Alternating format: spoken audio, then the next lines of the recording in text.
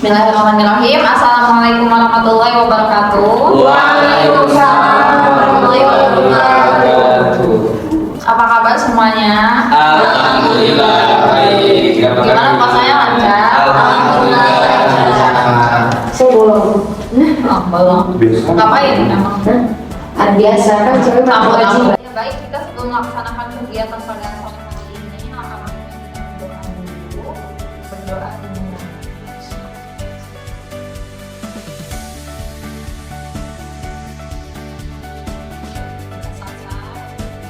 Sebelumnya terima kasih kepada semua anggota kelompok di sini telah menyempatkan hadir dan berbicara suara.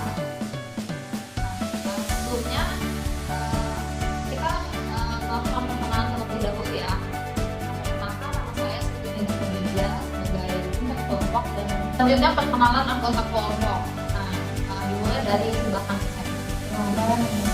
saya. Dari mana?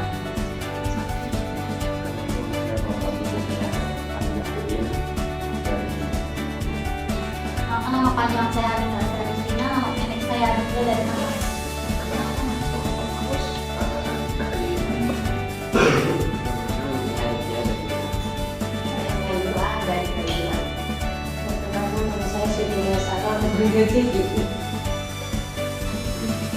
Perkenalkan, nama saya Fajri Nurajudi, biasa dipanggil Haji, asal dari Tangerang. Ada yang tahu nggak sih kita mau ngapain?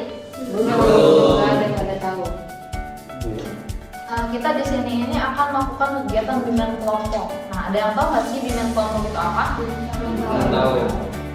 Bimbingan kelompok itu suatu kegiatan yang dilakukan oleh kelompok, terdiri dari anggota kelompok dan pimpinan kelompok, itu saya, untuk membahas suatu permasalahan yang sedang terjadi di lingkungan sekitar kita ini. Nah, tujuan diadakannya bimbingan kelompok ini agar kita semua berani menyampaikan pendapat, ide dan gagasan. Jadi diharapkan semua bisa menyuarakan ide dan gagasannya. Dalam bimbingan kelompok ini terdapat dua topik. Nah, yang pertama ada topik tugas yang dimunculkan dari saya, dan yang kedua ada topik bebas yang dimunculkan oleh seluruh anggota kelompok. Misalkan bisa saya kasih saran, kita mau bahas apa nih? Jadi teman-teman mau pilih topik bebas apa topik tugas? Bebas. Ya, silakan. Ada yang mau mengajukan, kita ini bahas apa sih hari ini? Silakan. Mungkin kekerasan seksual itu apalagi pada wanita. Ya, apa yang lain setuju? Ada ini lain? Mungkin opsi lain dari opsi lain. Sepakat sih kak. Sepakat. Semua setuju. Kekerasan seksual, benar. Iya. Seksual keras. Di sini ada yang tahu nggak sih pengertian dari kekerasan seksual itu apa? Silakan saudara Alvin. Ya, jadi perbuatan ataupun tindak kekerasan seksual ini adalah setiap perbuatan merendahkan, menghina, melecehkan, menyerang tubuh dan atau fungsi reproduksi kayak gitu seseorang. Nah, suatu tindakan kekerasan seksual ini sangat dilarang ya, ataupun sangat dikecam lah oleh segala masyarakat, karena bahkan si pelaku kekerasan seksual ini akan sangat berbahaya gitu. Ironisnya ketika si korban ini mendapatkan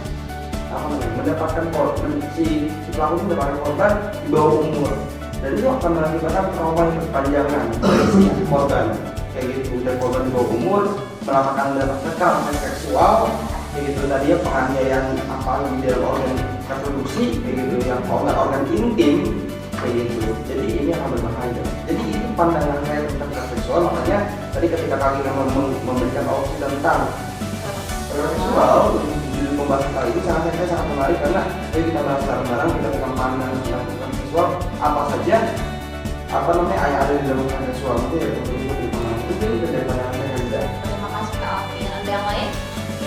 Silakan Kak Dinda. Ya, menurut saya itu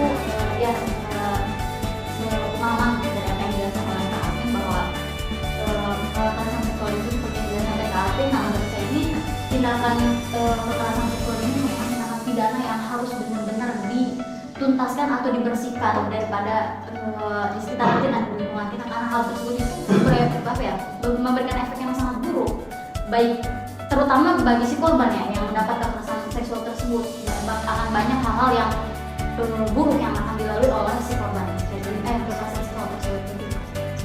Ada yang lain nggak? Silakan. Kekerasan seksual juga banyak tidak disenangi ya di lingkungan masyarakat gitu, karena dampaknya juga bisa kepada keluarga gitu tuh. Terus kepada si korban juga merasa trauma gitu, malu gitu. Jadi bisa digarisbawahi bahwa kekerasan seksual adalah tindakan pidana yang tidak diinginkan dan tidak disenangi dan tidak diperbolehkan. Kekerasan seksual itu kayak tindakan pelecehan, Pelecehan yang di yang sasarannya itu kayak reproduksi segala macam ya. Jadi itu aja sih. Ya di media sosial ini banyak sih, kayak contohnya pengendara motor laki yang mencoba melecehkan perempuan yang sedang Terus ada yang tahu nggak sih faktor apa saja yang bisa menyebabkan kekerasan seksual itu terjadi?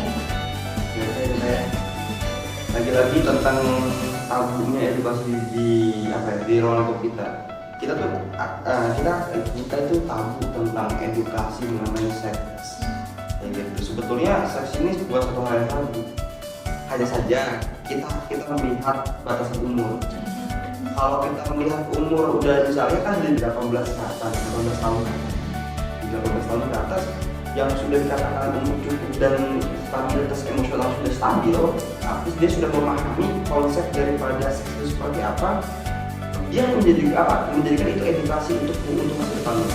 Nah, yang dikhawatirkan itu kenapa ada kekerasan seksual itu kurang edukasi. Contohnya ini, si korban ataupun si siswa bisa ini kekerasan seksual ini sangat menarik karena terjadi banyak di ruang pendidikan. Lagi-lagi di ruang pendidikan kita bahas di mana ruang pendidikan yang seharusnya menjadi wadah untuk mengembangkan, mewujudkan minat bakat intelektual siswa, ini justru menjadikan lumbung skandalnya para orang-orang yang tidak tahu jawab. Nah, jadi yang harus yang menjadi faktor itu kurang edukasi dari tentang seks, dan di mana si korban juga tidak tahu batasan mana saja yang tidak boleh disentuh oleh orang lain, ya kan? Itu diberikan edukasi oleh seorang guru atau bahkan orang tua. Orang tua untuk tahu melihat ngajarin seks itu kerasa tidak enak sama anak. Padahal itu penting ketika orang tua.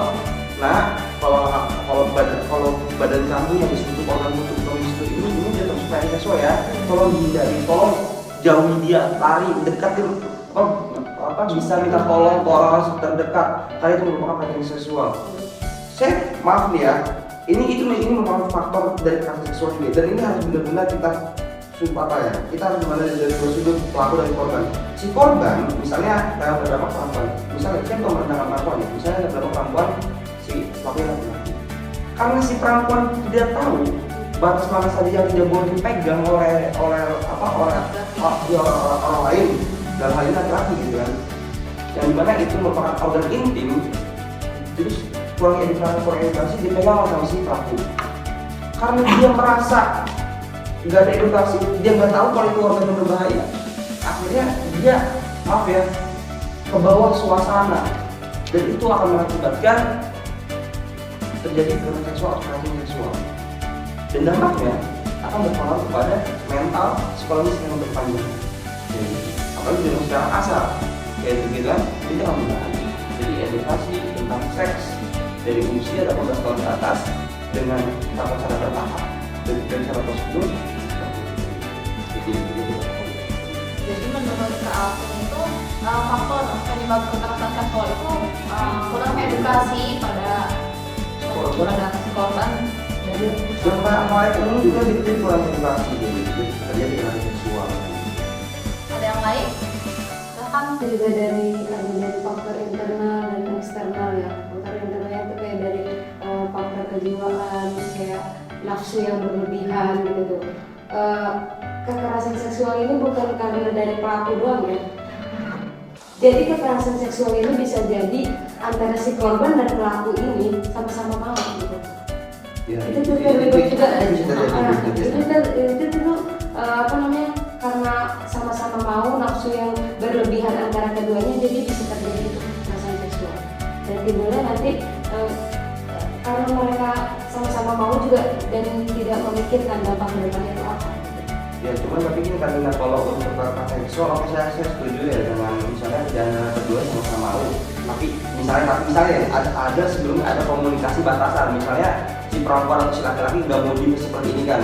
Ingat ya, di garis bawah ini harus di disclaimer bahwasanya ini merupakan pelanggaran kode etik bersosial. Tapi kalau kita merujuk pada dari kata dia ini merupakan hukum pidana, itu tidak masuk pada seksual. Kalau di antara laki-laki dan perempuan sama-sama mau, tapi bisa masuk ke kekerasan seksual. Misalnya laki-laki sama perempuan ingin mencoba misalnya hanya kissing misalnya, tapi tiba-tiba karena udah terlalu kaku, terbawa suasana sehingga terjadi pemerkosaan. Itu karena perempuan tidak ada persetujuan dari perempuan, itu bisa terjadi kekerasan seksual gitu. Jadi harus kita pahami kan bisa juga fundamental gitu kita pahami. Jadi menurut kakak Alvin, kalau misalkan pelaku dan korban sama-sama mau, berarti itu tidak dikatakan kekerasan seksual. Jika dikatakan kekerasan seksual bisa, tapi untuk ranah hukum itu tidak termasuk hukum karena keduanya sama-sama mau, berawal dari sama-sama mau. Tapi kalau misalkan berakhir pada kekerasan, misalkan kekerasan seksual yang berlebihan dan misalkan salah satunya misalkan antara wanita dan laki ini, yang wanita merasa sangat-sangat dirugikan dan ingin diproses hukum, itu bisa. Tapi kalau pada awalnya karena sama-sama keduanya mau, itu belum tidak dikatakan pidana kayak gitu Kak. Kalau dilihat dari konteks hukum. Lanjut Kak Gina tadi faktor internal terus Kan ada faktor internal ya tadi sama faktor eksternal. Faktor internal bisa dari faktor kejiwaan dan jiwa. Yang kedua itu ada faktor biologis. Mungkin karena faktor biologis dia yang di kehidupannya dia tidak terpenuhi faktor biologisnya, kebutuhannya, itu juga bisa menjadi faktor dia melakukan kekerasan seksual gitu. Ketiga itu ada faktor moral ya. Nah, karena disebabkan moral pelakunya ini yang sangat rendah gitu. Kemudian di faktor eksternal itu ada yang namanya faktor ekonomi. Karena ekonomi keluarga mungkin ya yang tergolong rendah gitu tuh, ataupun ada juga yang tergolong kaya tapi dia salah menyalahgunakan gitu tuh. Kemudian ada yang namanya juga faktor media massa. Faktor media massa itu kayak media-media dari luar gitu tuh yang menimbulkan kayak dia tuh penasaran gitu tuh apa ya, melakukan kekerasan seksual itu gitu tuh. Ya benar. Ya kalau ini apa Ya, ini saya tertarik ya mengenai tadi pembahasan saya juga ini berkaitan dengan kejiwaan dan fantasi ya. Terkadang orang yang melakukan seksual itu gila juga ya. Kenapa saya bilang gila ini? Gilanya ya abnormal sih. Iya, benar. Abnormal gitu. Sedangkan secara kode secara moral berhubungan suami istri, misalnya yang sudah bersuami itu sudah ada aturannya, sudah ada etikanya bagaimana berhubungan suami istri. Tapi ketika secara seksual dengan orang dia misalnya si perempuan yang sudah dijambak nanti dipukul segala macam dengan apa yang dia fantasikan, ini sangat berbahaya. Ini sangat berbahaya gitu. Nah, itu bisa dibentuk itu terbentuk jadi seperti apa? Jadi itu harus membangun fantasi dan mengganggu kejiwaannya. Dalam arti di media massa, di mana media massa kita sendiri di era global karena di perkembangan global itu gimana media luar itu masuk. Ya kita mengikuti budaya luar. Nah, dalam proses sejarah seperti itu, di film-film industri yang dibuat dan saya dibuat itu menjadi korban bagi orang-orang di bawah umur, sehingga dia punya fantasi yang sangat luar biasa. Ketika saya sudah besar, saya akan seperti itu. Itu bahaya. Jadi secara konteks edukasi tentang secara umum itu penting. Lebih jelas tentang faktor-faktor penyebab. Jadi untuk faktor kekerasan seksual ini kita tidak bisa hanya memandang pada satu sudut aja, yaitu pada pelaku. Nah, mengutip daripada penjelasan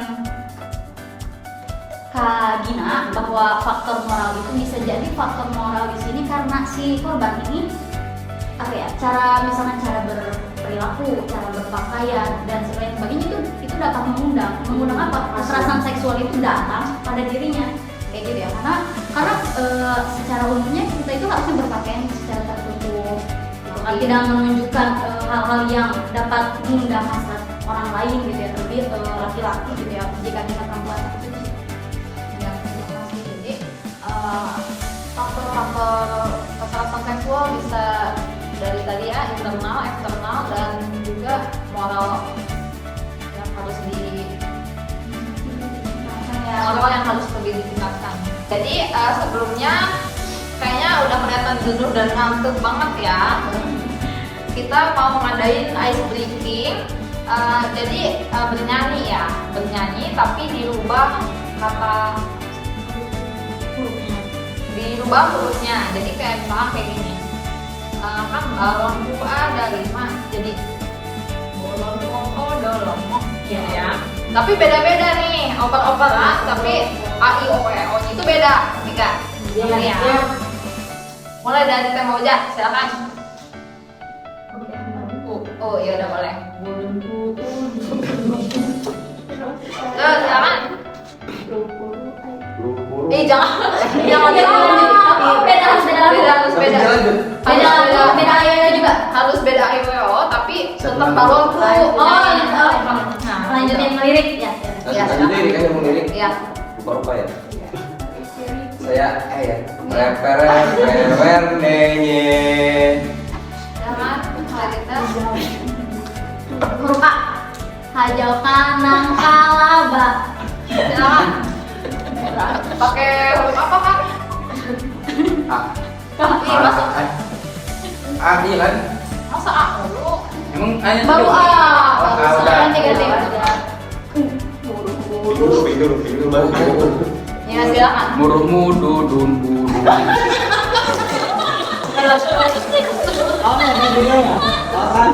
Boleh lutut. Orangnya. Iya boleh silakan.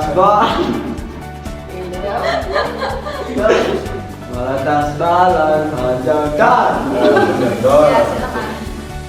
Hatiku. Hatiku sangat kacau. Karina B. Belum. Gak apa-apa kalau sama.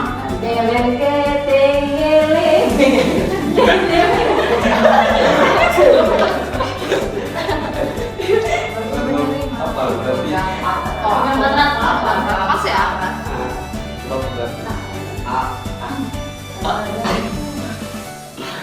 Kapagang-pagang.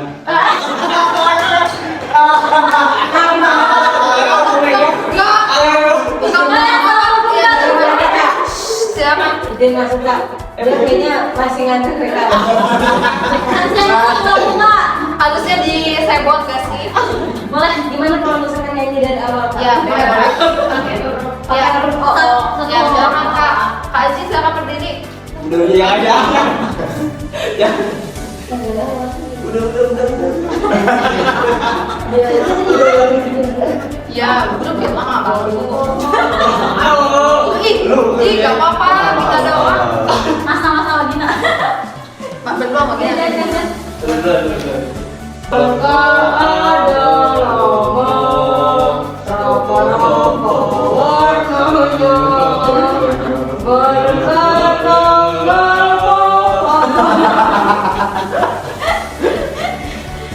Dia mah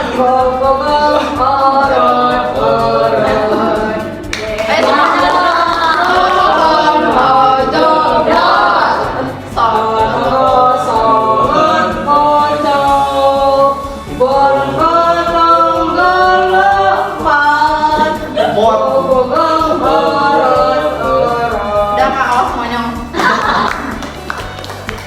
Nah, udah semangat ya. Nah, kita lanjut ke pembahasan apa saja sih dampak yang terjadi pada korban dan lingkungan sekitarnya. Ada yang tahu? Ya silakan Kak Adin. Mungkin bagi si korban ya, apalagi perempuan itu mungkin dampaknya ya mungkin udah nggak ada masa depan gitu ya. Mungkin, putus asa gitu ya. depresi juga kan gitu. Udah situ aja.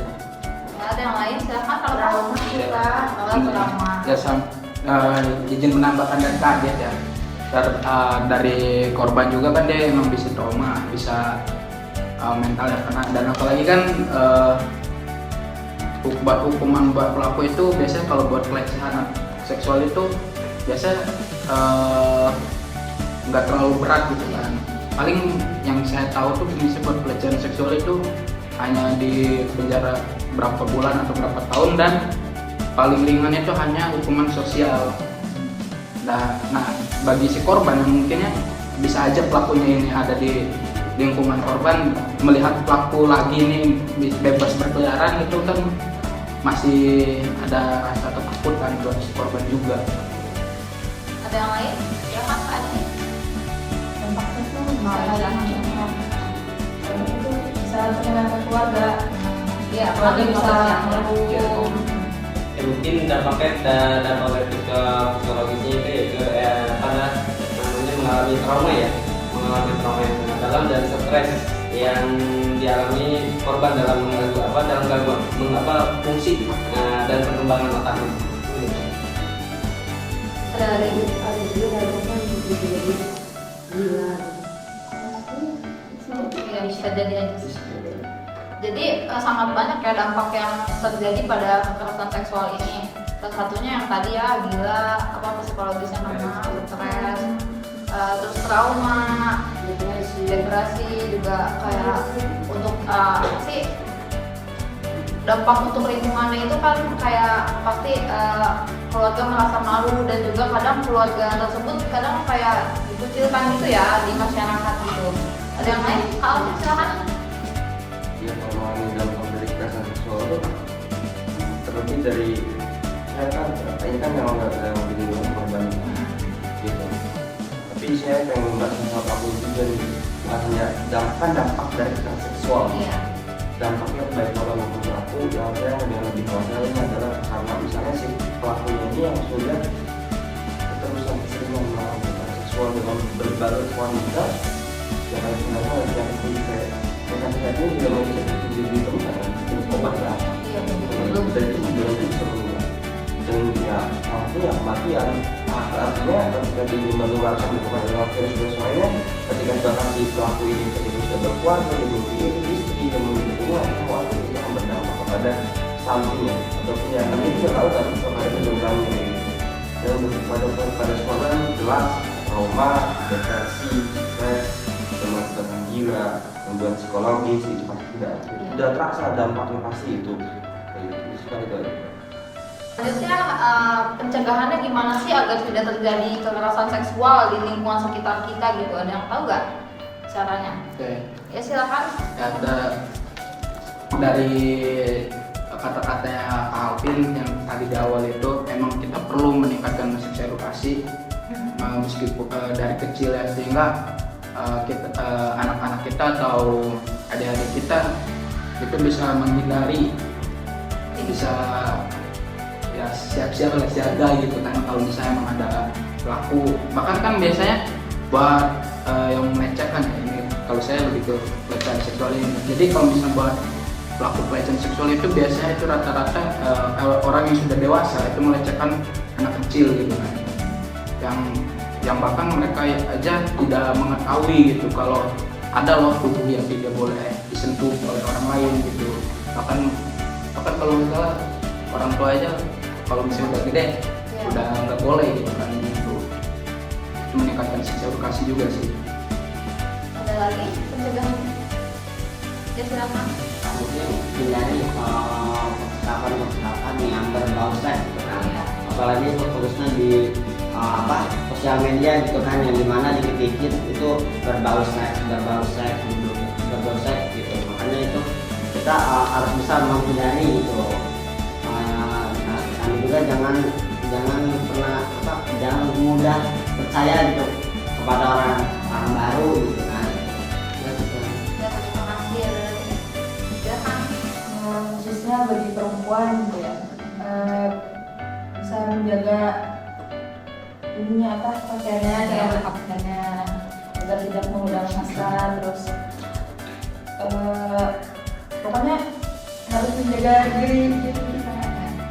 Kalau bisa sih belajar bela diri. Ya, itu itu sih sebenarnya bagi Itu menjadi pertahanan makanan sendiri ya. Kalau Dan harus misalnya bersikap tegas ya, juga. kalau misalnya emang dia nggak bisa belajar bela diri kan sekarang udah ada semprotan cabai gitu kan. Ya, benar. Udah banyak lah gitu alat-alat untuk melindungi diri sendiri gitu. Harus percaya diri juga. Nah, dari sini ada yang bisa menyimpulkan apa saja yang tadi kita bahas. Silakan, Alvin. Menyikapi tentang kekerasan seksual perlu digarisbawahi bahwasanya tindak perilaku kekerasan seksual ini sangat berbahaya, sangat merugikan baik di si korban atau bahkan kalau si pelaku itu sadar bahwa kekerasan seksual ini merugikan pelaku juga. Hilangnya moral, hilangnya jadi diri sebagai manusia, bahkan hilangnya eksistensi dia sebagai manusia. Yang hakikatnya manusia diciptakan akalnya untuk berpikir sebelum dia bertindak. Dia melakukan seperti layaknya binatang, melakukan apa yang dia mau kepada orang lain, semua dia. Kayak gitu. Itu apa bedanya sama binatang seperti itu? Jadi untuk perilaku seksual ini tingkatkan edukasinya secara menyeluruh kayak gitu, dan perempuan juga tadi ya disinggung mengenai pakaian juga dijaga, itu salah satu solusinya. Dan saya bisa menyimpulkan bahwasanya kekerasan seksual ini harus benar-benar diberikan edukasi khususnya di ruang pendidikan, karena ruang pendidikan ini menjadi sorotan terjadinya pelecehan seksual. Kita sudah melihat lah yang sudah ada di sosial media, bahkan kita dengar dari orang terdekat bahwasanya ruang pendidikan dijadikan ladangnya para buaya-buaya jahat, ya buaya-buaya laki-laki jahat yang pikirannya sangat fantasi dengan hal seperti itu. Dan akhir mata dari saya, kekerasan seksual untuk ini kenali hukumnya, hubungi korbannya, awal korbannya sampai dia mendapatkan kemerdekaan dengan Pantas. Ya, ada yang bisa menyimpulkan lagi? Nah, selanjutnya apa sih yang bisa didapat oleh kita, pesan dan pesannya misalkan? Silakan dari teknologi dulu. Ya, pesannya itu jadi bisa bela diri, misalnya ya balik lagi ke tadi senang sih. Tapi tepakannya. Sorry. Jadi kesan-kesan itu bukan kesan-kesan di bimbingan kelompok apa? Ya, bimbingan kelompok. Kesan-kesan buat yang sekarang lagi di bidang kelompok ini misalnya apa? tentang materi ini juga, Iya, tentang pembahasan hari Iya. ini. Silakan Kak Alvin. Kesannya itu mantap, luar biasa, menghibur, aktif ruang diskusinya. Pesannya banyakin belajar untuk menjaga diri, karena mencintai diri sendiri itu lebih baik daripada Saya ngomong. iya. Silakan Teh Dinda. Ya, pesannya itu cintai dirimu terlebih dahulu sebelum mencintai orang lain, dan kesannya itu daripada di kelompok ini yaitu saya mendapatkan banyak sekali ilmu bermanfaat lebih untuk diri saya sendiri. Ya untuk saya sih kesannya terhadap bimbingan kelompok ini saya bisa bertukar informasi, bertukar pendapat, karena ada beberapa informasi yang saya juga baru tahu gitu kan dari kawan-kawan semua. Dan untuk pesannya sih ya tingkatkan pemahaman dengan kekerasan dan pelecehan seksual sehingga kita bisa lebih awareness gitu terhadap ini. Oke, mungkin aja dari sini. Silakan Kak Adit. Buat kesannya ya seru, asik, jadi dan ini. Iya. Epic salah ya? Evan bos. Ya buat pesannya itu hidup harus bisa mengendalikan nafsu, jangan sampai nafsu mengendalikan hidup. Iya, betul. Silakan Kak Ella.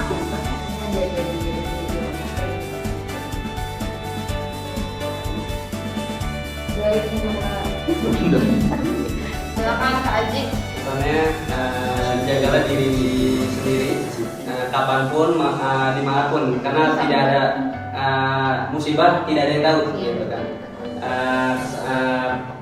Kesannya luar biasa. Oke, diskusi kali ini selesai. Terima kasih kepada kalian semua. Saya mengucapkan mohon maaf. Wassalamualaikum warahmatullahi wabarakatuh. Waalaikumsalam warahmatullahi wabarakatuh.